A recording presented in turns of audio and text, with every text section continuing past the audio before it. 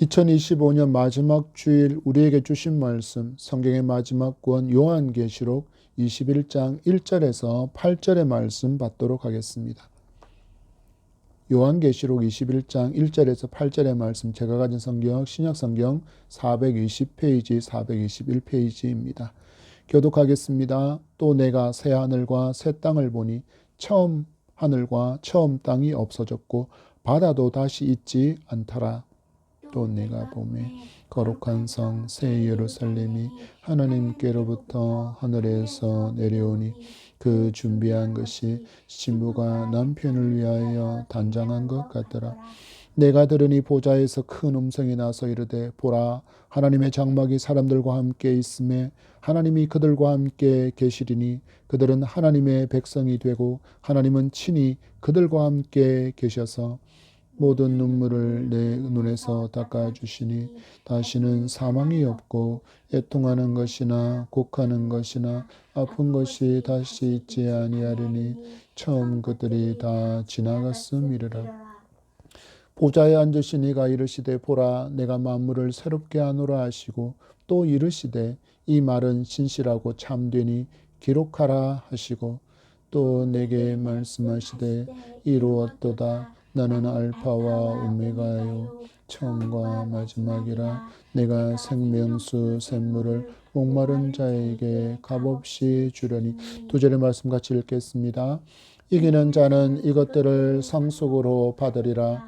나는 그의 하나님이 되고 그는 내 아들이 되리라. 그러나 두려워하는 자들과 믿지 아니하는 자들과 흉악한 자들과 살인자들과 음행하는 자들과 점술가들과 우상 숭배자들과 거짓말하는 모든 자들은 불과 유황으로 타는 못에 던져지리니 이것이 둘째 사망이라. 아멘. 할렐루야. 한 해의 여정을 은혜로 지켜주시고 마지막 주일 예배로 영광 돌리게 하시는 하나님께 존귀와 영광과 감사의 박수를 올려드리겠습니다.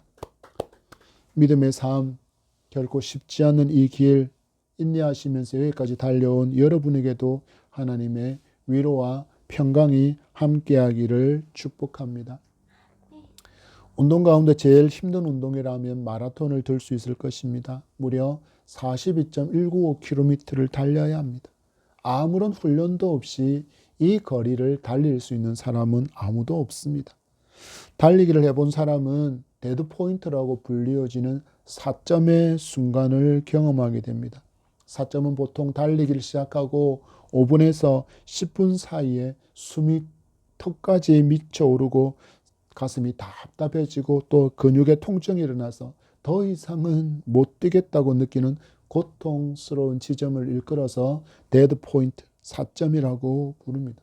그런데 이 4점만 통과하게 되어지면 세컨드 윈드라고 하는 두 번째의 호흡이 찾아옵니다. 죽을 것 같았던 그 고통이 사그라지고 호흡도 편안해지며 몸에서부터 엔돌핀이 분비되기 시작해서 이를 경험한 사람은 마치 구름 위를 걷는 듯한 가벼운 느낌이라고 이 세컨드 윈드의 상태를 표현합니다. 이런 과정을 거듭하면서 계속해서 내가 한꺼번에 뛸 수 있는 거리를 점점 길게 그렇게 넓혀 나가면서 어느 순간 나는 42.195km를 완주할 수 있는 마라토너가 될 수 있습니다. 마라톤에만 이렇게 데드포인트가 찾아오는 것 같지는 않습니다. 우리의 모든 삶에도 이 데드포인트는 끊임없이 찾아오는 것 같습니다. 여러분 학창시절 어떻습니까? 직장생활 어떻습니까? 남자분들은 군대생활 어떠셨습니까? 못 견디겠다, 못하겠다, 못 참겠다, 이러다간 죽겠다 싶지만 그 순간을 넘어서게 되면 익숙해지기 시작합니다. 그리고 주변 사람들과의 관계도 형성되어지고 또 그 가운데 좋은 관계가 있는 사람이 생기면 내 마음속에 내 삶에 세컨드 윈드가 불어오는 것을 경험하게 됩니다. 그러면 또 그 순간을 넘어서 우리는 그 죽을 것 같았던 순간을 넘어서 모든 삶 가운데 학창시절과 직장생활과 군대생활도 그리고 우리의 신앙생활도 이어갈 수 있습니다. 2025년 여러분 돌아보니 어떻습니까?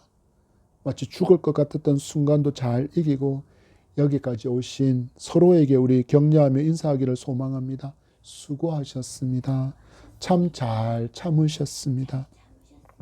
이렇게 마주한 데드 포인트의 순간을 넘어서 앞으로 한 발 한 발 나아갈 수 있었던 비결은 과연 무엇일까요? 그것은 바로 정확한 결승점이 있었기 때문이라 할 것입니다. 예수를 구주로 믿고 찬양하는 신앙을 가진 우리는 이 죽음이라는 시대를 살면서 믿음을 지키고 있었던 한 사람, 우리는 요한을 만나게 됩니다. 그의 인생에 있어서, 그의 시대에 있어서 예수를 믿는다라는 것은 곧 죽음과 동일선상에 놓여있는 그 시대에 그는 믿음을 지키며 살았습니다.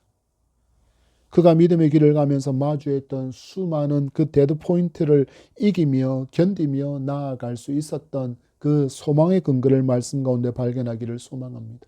그리고 또한 그 결승점이 무엇이 있는지를 말씀으로 발견할 수 있는 은혜가 이 시간에 있기를 소망합니다. 우리도 역시 이 믿음의 길을 가야 하기 때문입니다. 그래서 요한이 걸어갔던 것처럼 우리에게도 그 소망의 근거가 되어지고 변하지 않는 결승점이 있어야만 우리도 이 믿음의 길을 담대하게 걸어갈 수 있을 것이기 때문입니다. 이제 며칠 남지 않은 2026년 또 멋지게 믿음의 길을, 이 놀라운 비결들을 발견하고 달려갈 수 있는 저와 여러분이기를 축복합니다. 요한은 제자로 부름을 받았을 때만 해도 매우 급하고 배타적인 성격이며 혈기왕성한 모습을 보여주었기에 그를 보아너게 우레의 아들이라고 불렀습니다. 천둥과 같은 그런 다혈질의 사람이었다라는 뜻입니다. 그런데 그가 예수 그리스도를 만나더니 성질의 사람이 아니라 성품의 사람으로 바뀌는 놀라운 변화를 겪게 됩니다. 그래서 예수께서 그를 사랑하시는 제자라고 불러주십니다. 전성에 따르면 로마 황제 도미티아누스 대박계 당시에 에베소에서 요한은 체포가 당했고, 그래서 끓는 가마 가운데 그렇게 던져져서 고문을 받았다고 합니다. 그렇지만 기적적으로 생존하게 되어졌고, 그 후에 밤모섬으로 유배를 가서 우리가 잘 아는 요한의 계시록의 말씀을 그곳에서 비전을 받아 기록하게 됩니다. 그리고 유배가 끝난 후에 에베소로 돌아온 요한은 순교하지 않고 추정하기로는 90세에서 100세에 이르는 연수를 살다가 그토록 바라던 주님 품에 안긴 유일하게 순교하지 않은 사도입니다. 우리가 마주한 이 계시록 21장은 17장에서 20장까지 이어지는 사탄과 그 악한 세력에 대한 심판에 대한 말씀을 기록한 후에 극적인 전환이 이루어지면서 믿음을 끝까지 지킨 성도가 마주할 영원한 천국을 보여주고 있습니다. 우리 오늘 주신 말씀을 통해서 성도로 사는 것이 헛되지 않은 분명한 이유와 달려가야 할 그 결승점을 발견하고 기쁘고 힘차게 이 믿음의 길을 가는 저와 여러분이기를 바랍니다. 우리 1절과 2절의 말씀 봤습니다. 또 내가 새 하늘과 새 땅을 보니 처음 하늘과 처음 땅이 없어졌고 바다도 다시 있지 않더라. 또 내가 보매 거룩한 성 새 예루살렘이 하나님께로부터 하늘에서 내려오니 그 준비한 것이 신부가 남편을 위하여 단장한 것 같더라. 아멘. 우리가 믿음의 길을 힘차게 갈 수 있고 우리가 또한 달려갈 그 소망, 붙들어야 될 소망과 함께 그 결승점에 대해서 요한은 말씀을 통해서 이렇게 교훈합니다. 성도는 본향이라는 결승점이 있고 또한 우리를 위해 예비되어 있음을 소망하는 것이 이 믿음의 길을 달려갈 수 있는 소망의 근거이며 우리가 달려가야 될 결승점이다라고 알려줍니다. 운동선수가 바라는 것은 경기에서 우승하고 포디움에 올라 금메달을 목에 걸고 우승컵과 또한 우승 깃발을 흔드는 순간이라고 할 것입니다. 그래서 이 순간을 기대하며 그토록 힘겹고 고통스러운 훈련을 마다하지 않고 매일 매일 하게 되는 것입니다.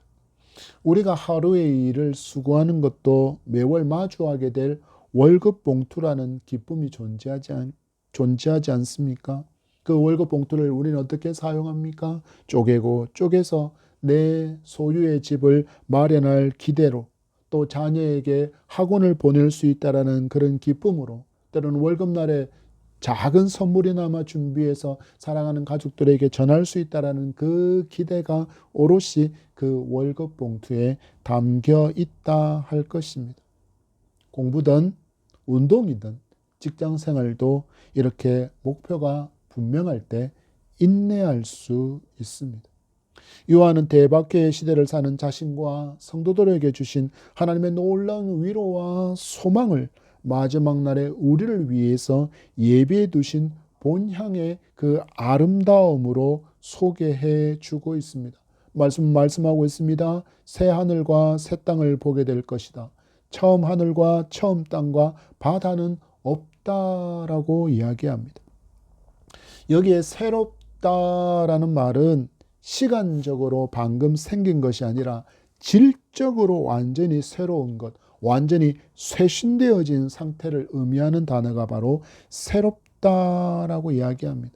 그러면 무엇으로부터 새롭게 되었는가? 처음 하늘과 처음 땅과 바다로부터 새롭게 되었다라고 이야기합니다. 여기에 처음과 처음 땅과 처음 바다는 타락 이후에 죄로 저주받았던 그 땅과 그 하늘과 그 바다를 의미합니다. 특히 바다는 성도를 괴롭혔던 그 혼돈과 악의 근원을 의미합니다. 이렇게 죄로 말미암아 저주받았던 이 창조 세계가 예수 그리스도의 구속의 은총으로 말미암아 완전히 새롭게 갱신되었음을 알려주는 말씀이 바로 새롭다라는 말씀의 의미입니다. 지금처럼 죄와 사망이 왕처럼 여전히 군림하며 성도를 괴롭히고 박해하는 그런 땅이 아닙니다. 이런 것들은 더 이상 이곳에 발붙일 수도 없는 오직 하나님의 완전한 사랑의 통치만이 있는 곳이 우리가 마주하게 될 그 아름다운 도성입니다.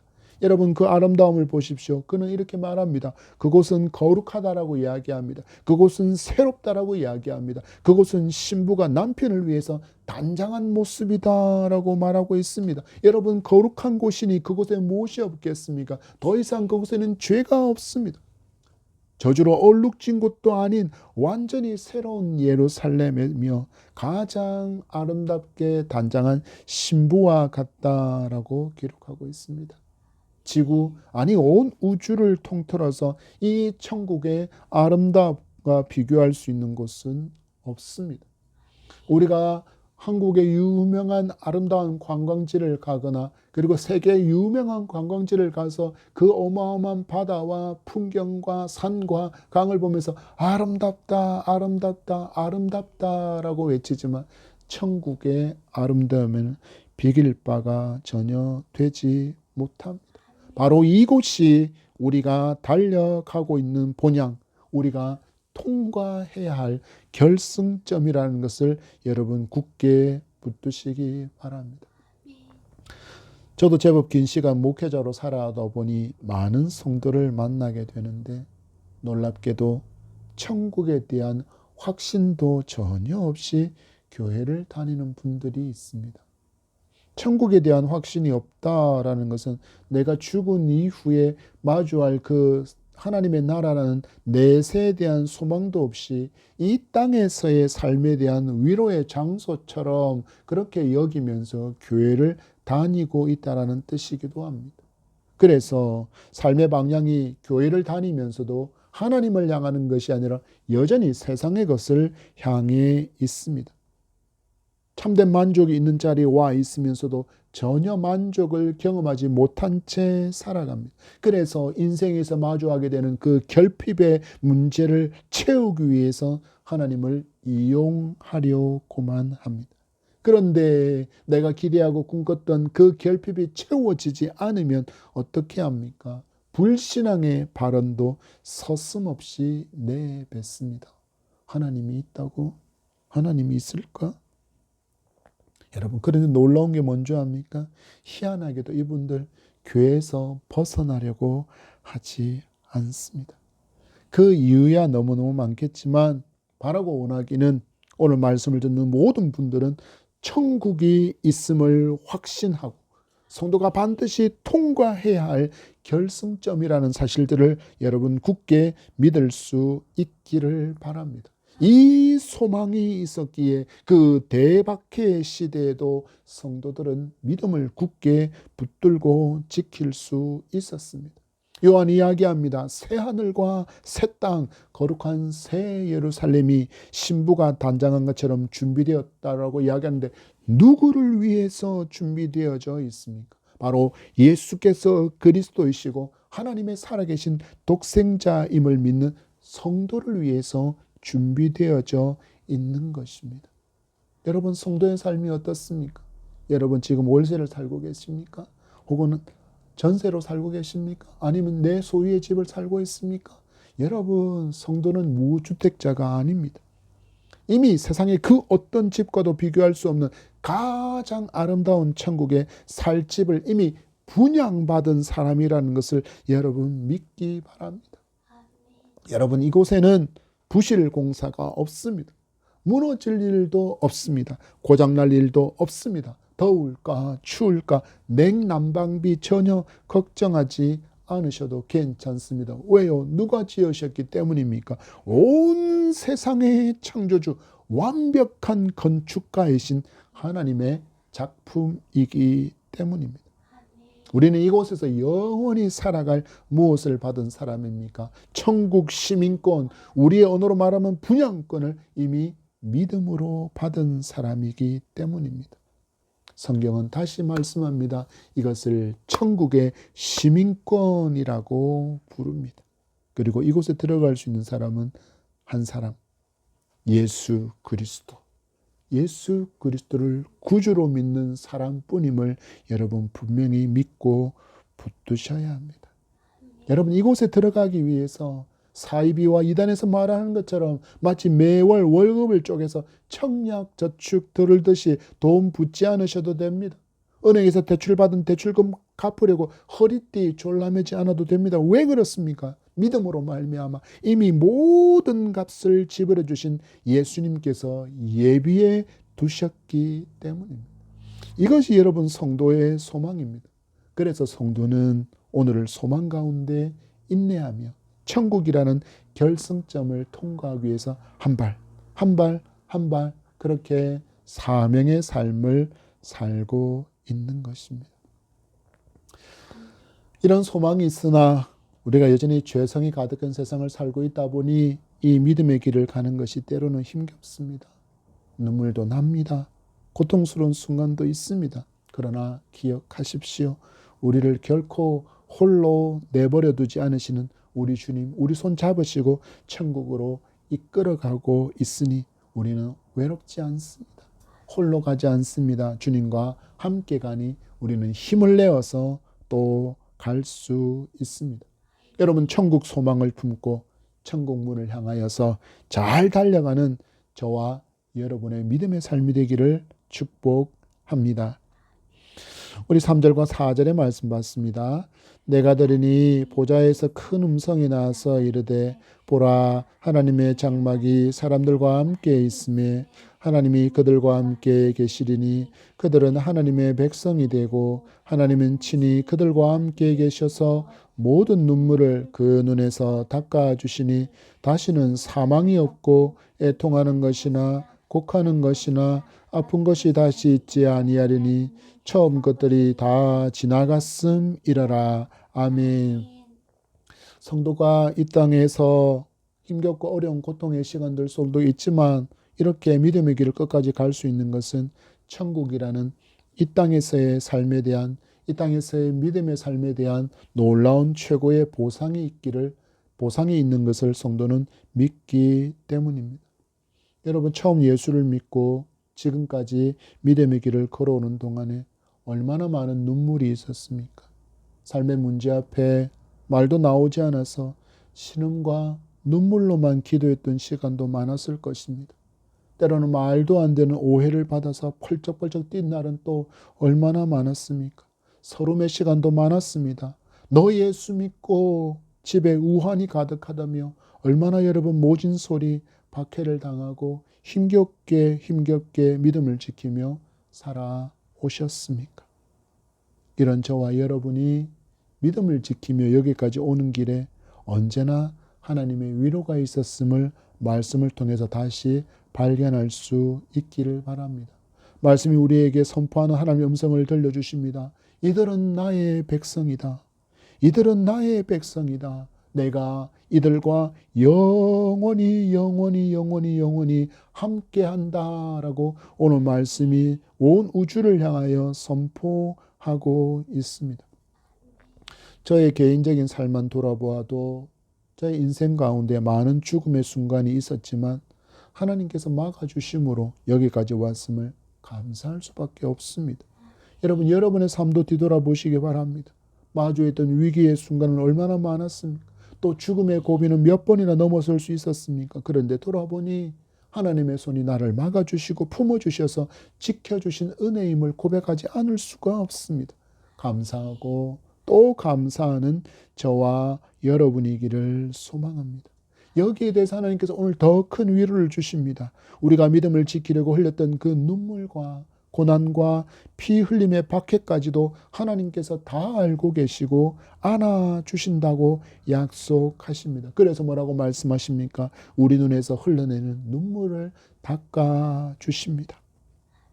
무슨 말이냐면요, 더 이상 눈물 흘릴 일이 없다라는 뜻입니다. 그곳에는 사망이 없습니다. 왜 사망이 없습니까? 예수께서 십자가에서 죽으심으로 말미암아 죄와 사망의 심판을 받았기 때문입니다. 예수께서 부활하심으로 말미암아 우리도 죽음을 이기는 부활의 소망을 얻었기 때문입니다. 인간이 살아가면서 마주하는 가장 큰 고통이라고 한다면 사랑하는 이를 먼저 떠나보내는 순간입니다.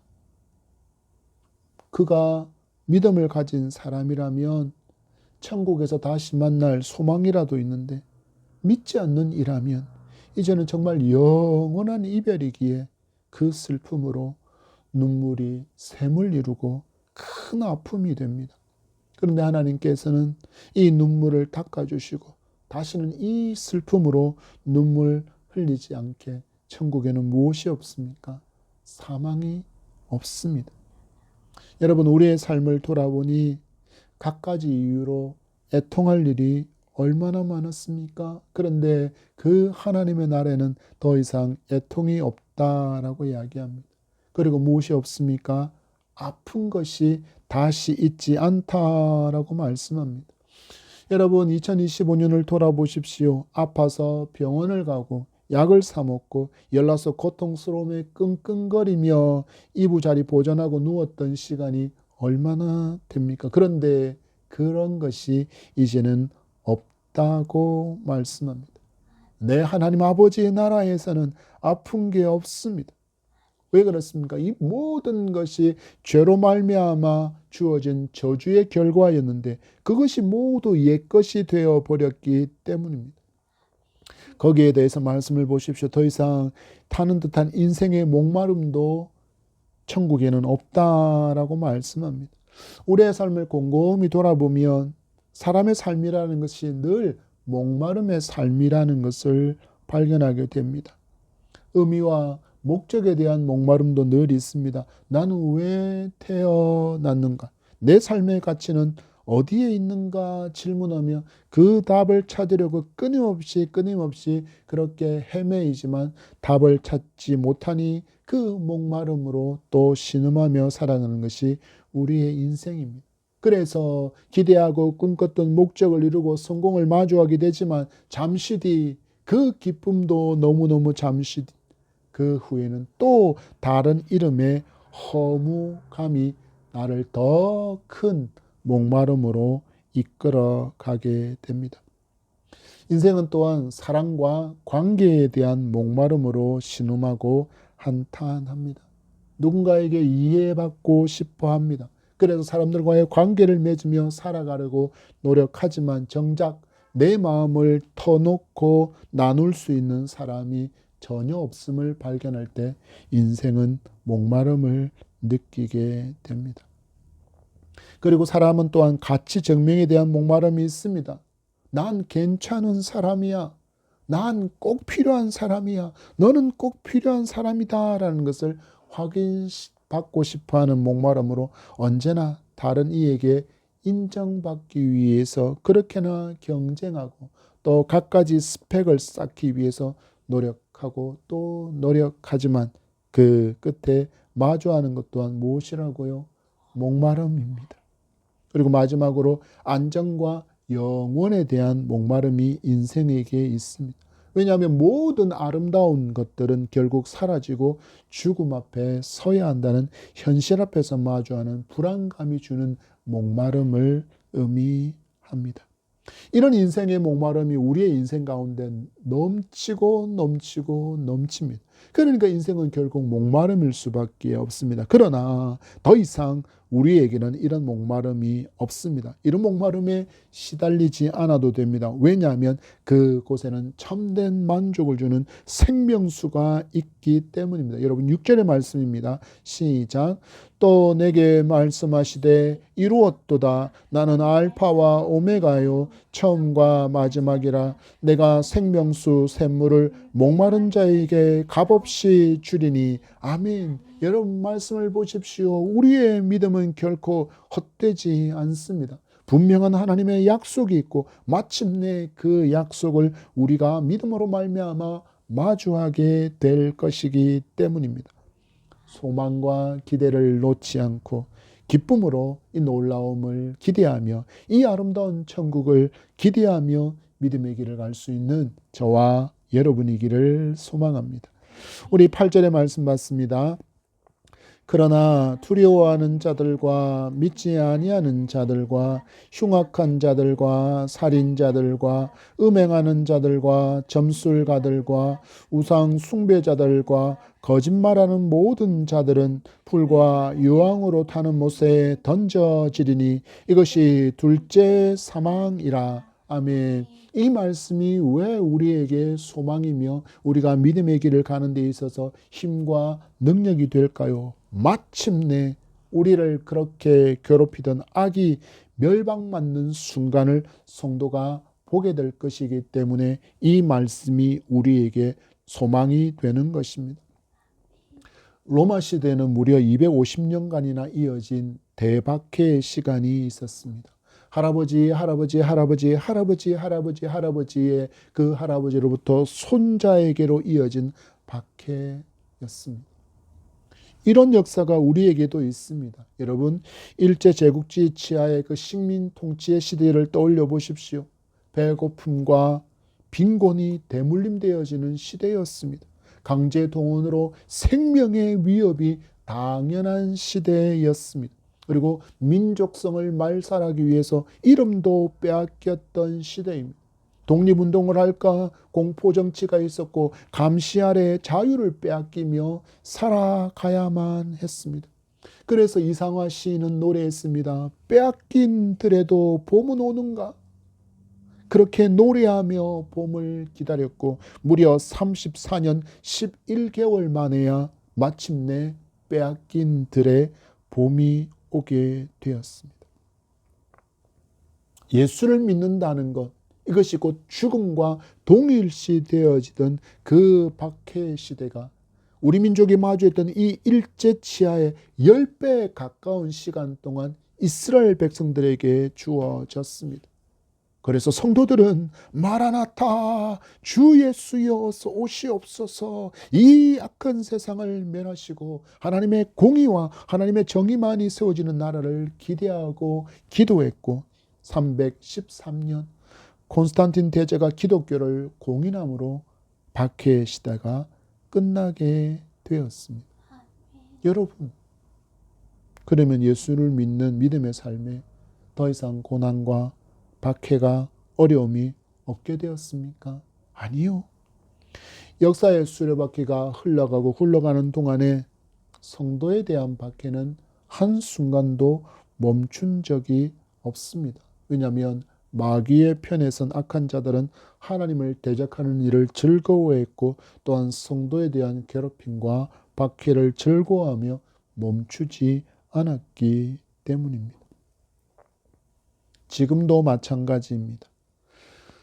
하나님의 말씀을 따라 살고 행하며 창조의 질서를 따라가는 삶을 포기하게 만들려는 악한 법이 나라마다 만들어지고 있습니다.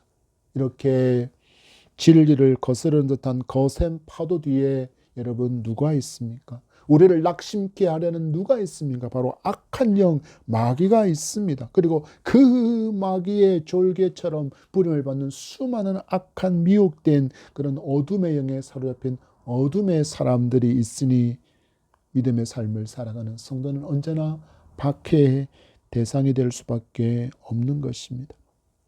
공공장소에서 성경을 읽는 일, 성은 오직 남자와 여자뿐이만을 말하는 것, 동성애와 트랜스젠더에 대해서 잘못된 선택이라고 성경에 따른 진리를 말하면 처벌을 받습니다. 그런데 소수를 보호해야 한다는 명목으로 이런 공격에 기독교는 대응도 하지 못합니다. 왜 그럴까요?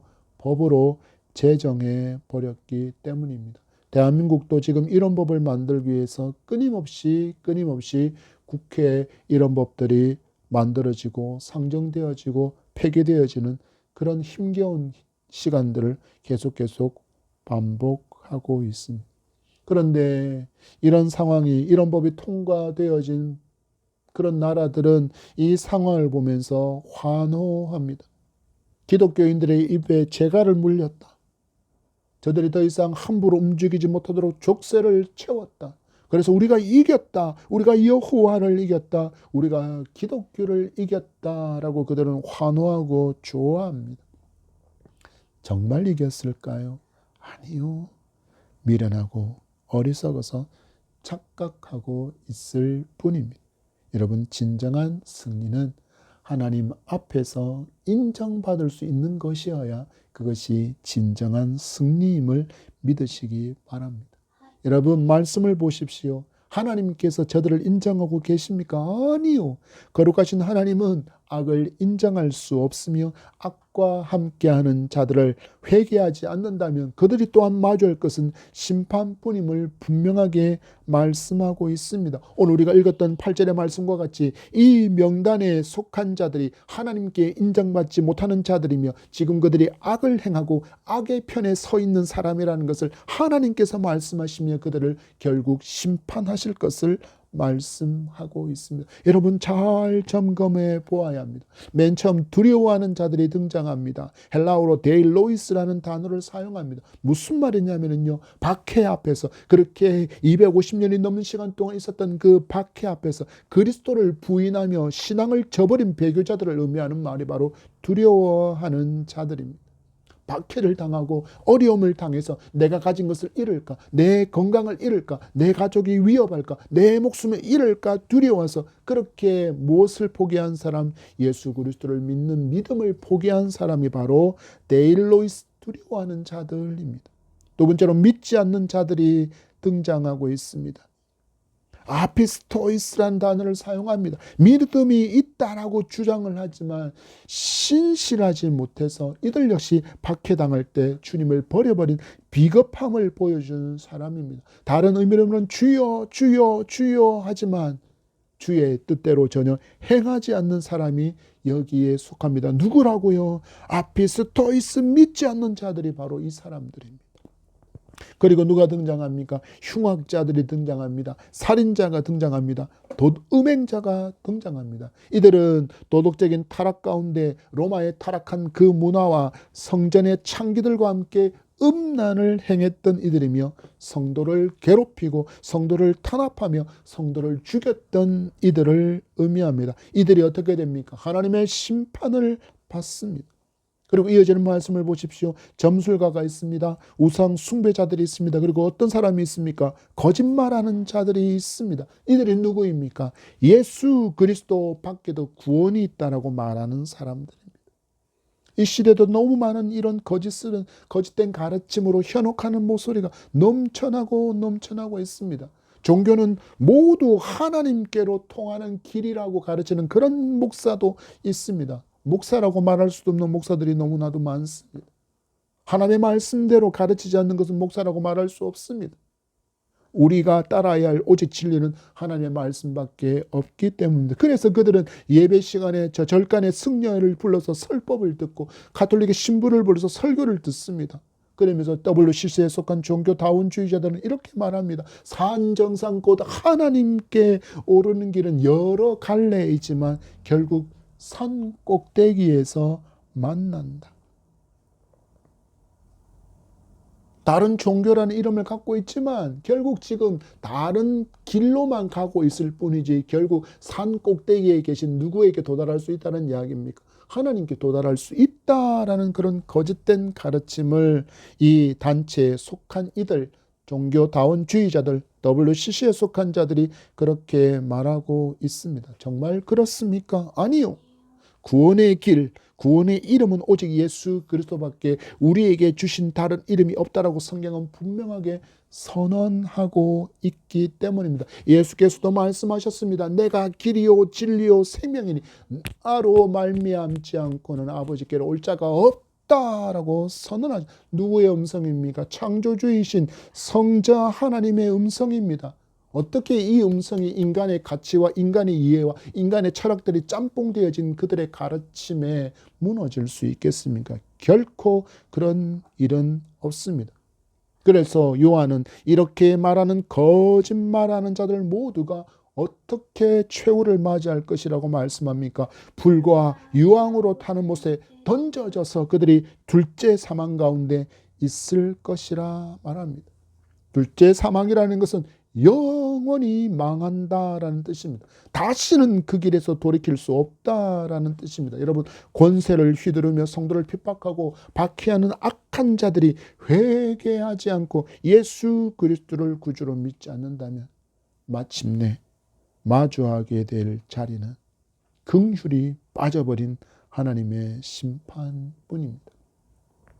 여러분, 이것이 성도의 소망입니다. 이것이 성도의 소망입니다. 비록 지금 나의 믿음을 이유 삼아서 나를 박해하고 핍박하는 그 모든 이들을 누가 심판하실 것입니까? 하나님께서 심판하십니다. 누가 옳다라는 이야기입니까? 마지막 순간에 누구의 손을 하나님께서 들어주신다는 이야기입니까? 바로 의인의 손, 믿음으로 말미암아 의인된 성도들의 손을 하나님께서 들어주시고 우리를 핍박하는 이 악한 모든 자들의 손을 하나님 잡아주시 않으면 그들을 어떻게 하신다고? 불과 유황에 타는 못에 던져버리겠다 말씀하고 있습니다. 여러분, 지금 마주한 현실에 무릎 꿇지 않기를 바랍니다. 그리고 타협하려고도 하지 않기를 바랍니다. 왜 그렇습니까? 여러분, 성부 하나님께서 우리를 살리려고, 아니 나를 살리려고 여러분 십자가에서 죽으셨습니다. 주님께서 우리를 향하여 이처럼 신실한 사랑을 보여주셨다면 우리 역시 주님을 향하여 신실한 사랑을 가지고 신의를 지키며 살아가는 것은 마땅합니다. 여러분, 말씀이 우리에게 말씀합니다. 너희들은 담대하게 살아갈 수 있다. 왜 그렇습니까? 우리는 이미 구원받았기 때문입니다. 이미 천국 시민권을 가진 성도이기에 그렇습니다. 이미 우리를 위해서 본향의 영원한 처소가 준비되어 있기 때문에 우리는 믿음을 지키고 승리하며 나아갈 수 있습니다. 이렇게 어떤 상황과 형편 가운데 있다 할지라도 믿음을 지키며 승리하며 나아가는 우리의 믿음의 여정이기를 축복합니다. 우리의 믿음은 헛되지 않습니다. 말씀을 맺습니다. 성도 여러분, 2025년이라는 긴 여정이었습니다. 이 믿음의 길 달려오느라 참 수고 많으셨습니다. 때로는 숨이 차서 멈추고 싶었던 그 데드포인트의 시간이 우리에게 너무너무 많았지만 이 시간이 우리를 죽이려고 우리에게 주신 것이 아니라 그 순간에 오직 하나님만을 바라보며 하나님만을 의지하며 하나님께로부터 도움을 얻게 하기 위한 하나님의 은혜였으며 영원한 소망의 흡, 세컨드 윈드로 우리를 인도하시기 위한 하나님의 손길이었음을 여러분 알고 감사로 고백할 수 있기를 바랍니다. 여러분, 우리의 시상대, 우리의 포디엄은 이 땅에 있지 않고 하나님의 보좌 앞에 있음을 믿으시기 바랍니다. 그날에 주님께서 우리 눈의 눈물을 직접 닦아 주실 것입니다. 2026년 말씀이 삶이 되는 예담양 교회로 살아 우리 말씀의 역사를 풍성한 열매로 경험하는 산 믿음의 삶이 우리 가운데 가득히 펼쳐지기를 축복합니다. 우리 다시 한번 서로를 격려합시다. 한 해 믿음의 길을 걷느라 수고 많으셨습니다. 기도하겠습니다. 하나님 감사합니다. 주의 은혜와 사랑하심으로 2025년의 모든 순간들을 살고 이렇게 며칠 남겨두지 않은 채 우리는 마지막 주일로 하나님께 감사하며 영광 돌리게 하시고 오늘 주신 말씀을 통하여 위로와 소망을 얻게 하신 주님 송축하고 찬양합니다. 우리에게 영원한 소망이 있음을, 우리를 위해서 준비되어진 새 예루살렘이 있음을, 그토록 아름다운 신부가 단장과 같은 아름다운 예루살렘이 우리를 위해서 준비되어 있음을 믿고 의지하며 달려가게 하시고 우리를 박해하고 우리를 핍박하는 그 모든 자들을 하나님께서 분명히 공의와 정의의 심판으로 심판하실 약속의 말씀을 주심으로 우리가 당하는 그 모든 것들이 헛되지 않음을 보여주신 하나님의 약속을 굳게 믿고 믿음의 길을 인내하며 달려갈 수 있는 저들의 발걸음 되어질 수 있도록 주님 은혜 베풀어 주시고 믿음의 믿음을 다하시며 성령의 충만함으로 붙드시사 믿음의 길 담대하게 가게 도와주시옵소서. 감사하며 예수님 이름으로 기도합니다. 아멘.